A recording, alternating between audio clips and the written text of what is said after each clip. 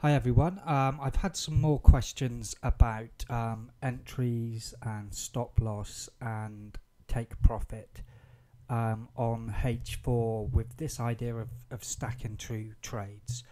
Um, Before I start, I just want to say that the idea for stacking two trades, don't think of that as being the best or the only option. It's just quite a nice rule because it makes you hold on to trades for a bit longer. And the advantage of that, from my point of view, is that you're having to make less decisions because you're holding trades for longer. But that might not suit your style. So, you know, allow yourself some sort of trial and error of your own ideas as well. But just try and sort of keep the core concept of the high-low trade that we're doing, and this idea of a very simple change of direction and breakout as an entry point. So I've been asked to kind of walk through some periods again, showing the trades and the entries and where we could TP or where the decisions would be made. Okay, and this is based on my idea of holding two highs or two lows. But I must stress again, that is that's a rule, but it's not a rule that can't be broken. That with everything in trading, you have to appreciate, from my point of view, that we as human beings have got a really powerful tool, in between our ears that we can learn to use skillfully in trading, and have it as an asset. And I know when we start out, that is often not the case. It kind of leads us to make the wrong decisions, but as we get better and more experienced, we get better at making decisions, and we should allow ourselves time and to learn this skill, and don't think that by any means that predetermining set sort of points to exit and enter is the best way. We need some sort of framework to help us control emotional responses when we're trading and snap decisions, but at the same time we can learn and we can be flexible with that structure as well. So just starting from the start of this week here, okay, now you can see the very first bar. I'm not going to leave any bars out. I'm going to imagine that we're trading every bar of the week, okay. So this first bar closes down and it is the current high of the week. Okay, so if we have a breakout below the low, we can go short. Now, a lot of people are interested in how many pips. Okay, and I just I pull up a pending order on MT4 and I just drag it and I drop it with a bit of a gap. Who knows how many pips it is? For me, it doesn't make any difference over the long run. You could even argue that leaving a gap is pointless as well, and that could be true. So this is just something from trial and error that I feel comfortable with.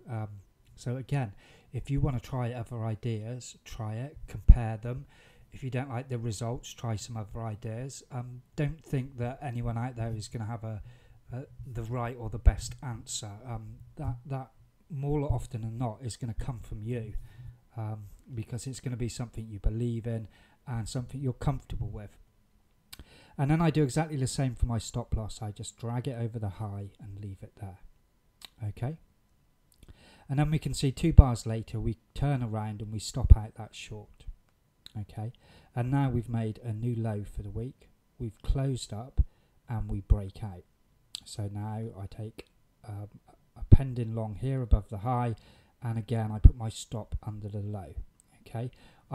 When I say the low as well, I'm looking for the swing point, because I'm trying to capture the high and low of the day, because that are the points where the most orders came into the market. So we want our stop outside that. Okay, so I'm long from here, and then you can see we have some highs and close downs, but we don't break out, and maybe you would have got taken into this short here. So at this point you have the low and the high, and now you don't need to do anything else until one of these gets taken out, because our whole idea is to secure the high and the low for the week. And as we can see, when we get up here, we take out our stops, and then we're coming off a new high. Here's a close down, here's a close down, and a breakout here. Let me just make that a bit clearer. So we make a high and close down here, but we don't break out. Okay, we're still coming from that high and we close down again, but we don't break out. And now we're still coming from the high of the week and we close down, so eventually we break out here. That's where we enter short, and our stop loss goes above the high. 1 minute.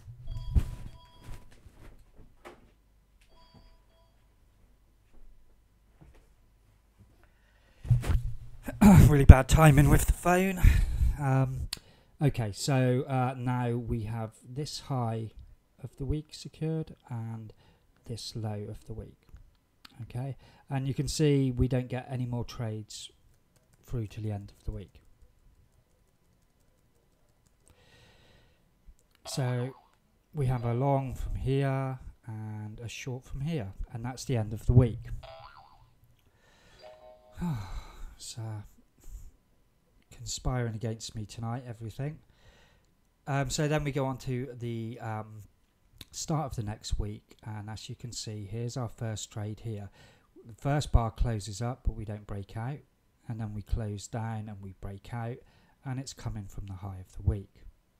So we take a short there, and now we're looking for a low of the week, and here's a low, here's a close up, and I probably wouldn't have got into this trade, but if you did, it stops out. And then we come down and we're still looking for a low, and here is a close up and a breakout coming from this low. Okay, now at this point here, okay, we have this short from the previous week from the high, and we have this short from this week from the high, and now we have a long from the low that's triggered. So at this point, it's the time you need to make a decision to manage your trades, and you have three options. You can close both these shorts, you can close one of these shorts, or you can leave them both open and let price continue. Now obviously if you're leaving both open and price to continue, it's because you're expecting price to break out in one direction or the other. So if we close, is it right to close it now or not? I mean, this is the point you have to make a decision, and there's no answer for this. Okay, there's no right answer because we don't know what's going to happen next. Okay, in this instance, if we closed both of them, we can see price break down again. And so it was in that instance the wrong decision, but it's pretty much 50-50 what happens next. Okay, so let's me personally, I've got two longs and two shorts. Neither is a particularly big win. I would prefer to let it play out. Okay, so we're just, obviously I know what's happening and it's not a good example, but just sort of bear with me because I'm just trying to explain a thought process rather than look how brilliant the strategy is. Okay, so let's say we let it play out because we still have these two. We have this short and this short as well. Okay, and then price breaks down, takes out the two longs. Okay, and now we have a new low for the week and a long trade trigger. Okay, now this is, for me, this is a good time to close these out. Okay, because I haven't got any long, a pair of longs stacked up, so I'd close out both of these shorts, and now we'd be back to just holding this long from the low. So let's just go on a bit more.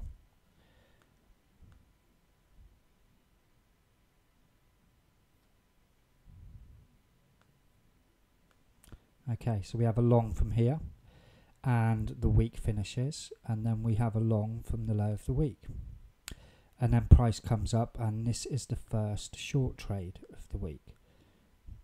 Now at this point we have 2 longs and 1 short. Okay. Again, you have the same decisions. You can close both of them, close one of them, okay, or leave them all open. Okay. Let's say you did nothing, price comes down and stops out your 2 longs, and then your next long would be here. Okay, so you finished the week and you have this short and this long. I have to move on again.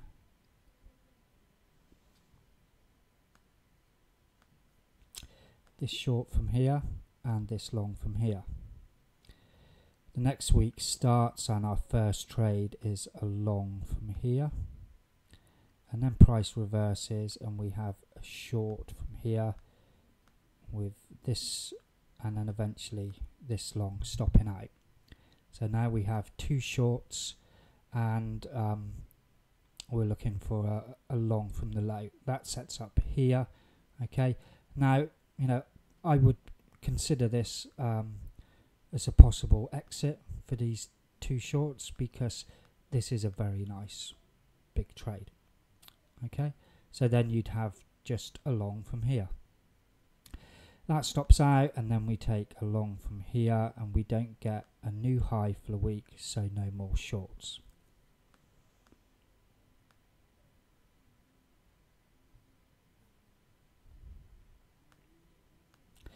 So we finish the week, we're just long from this low here.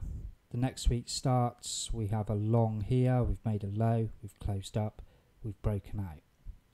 We have a short from this high here, which eventually stops out up here, and then we have a short from this high, and at this point we've got 1, 2 longs and a short triggers here, and you can close out your 2 longs or just 1 long, or leave them all open. Okay, so let's presume again we close them all out, and then right at the end of the week this short gets stopped out. We have a new high, a close down and a breakout.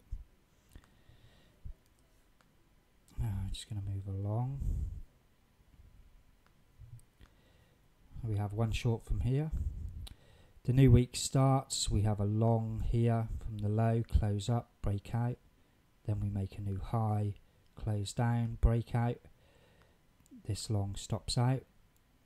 Then we have a long from here, which eventually stops out. And then price breaks down and we have a new long from the low set up here. At which point we have 1, 2 shorts from the highs. So again, here's your decision point. Do you want to close them both, close one of them, or leave them open?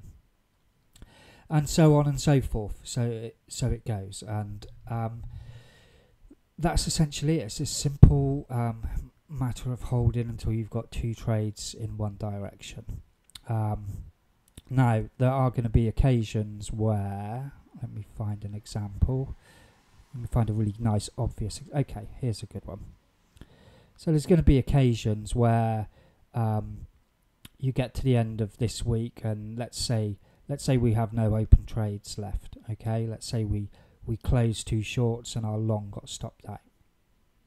So we take our first trade of the week here, and price just goes straight up, and here's the short setup here. Now this is already a big win, and the whole purpose of holding 2 trades is it means you stay in your trades longer and you get some big wins, and those big wins up your average winner, and it means you make consistent profits, because over time, over say 100 trades, your average winner is bigger than your average loser, so you're making small consistent gains on your account. So if I just take one entry and it already goes to a big win, then I can make the decision this time, okay, I'm not going to wait for 2 trades, I already have a big win, I'm going to exit here. Okay, and then likewise, when you take this short from the high and price drops all the way down here, okay, before you get, there's a long here that stops out, and then we drop all the way down. If that happens, you can make that decision, okay, But what you really want to avoid doing is taking, say, 3 or 4 losses and then getting a small win, and then because of the pain of those losses, you want to exit early, okay? And then when the big wins come along, you're going to miss out on them, and that's going to affect your profit over time. So I think that kind of covers all the questions I got today. It was mainly about where you place the stop, how many pips, how the actual entry works, and the management of the exit of the trades. And I just kind of want to impress on you that idea that there's some looseness to it, and it's not like I see a lot of trading systems that are very precise about pips for exit and the number of risk to reward, and I prefer to kind of let the market movement evolve and then make my decision when certain events happen. So I want to see the market move, and then if it's offering a trade against my existing trade, then I'm going to make my decision. It's not predetermined, it's dependent on what the market does. Cool, so that's it for today. We haven't had much movement in the market this week, so I'm not going to do a recap of this current week's trades yet. I will do one of those later in the week. So comments below. Good trading, everyone, and I'll speak to you soon.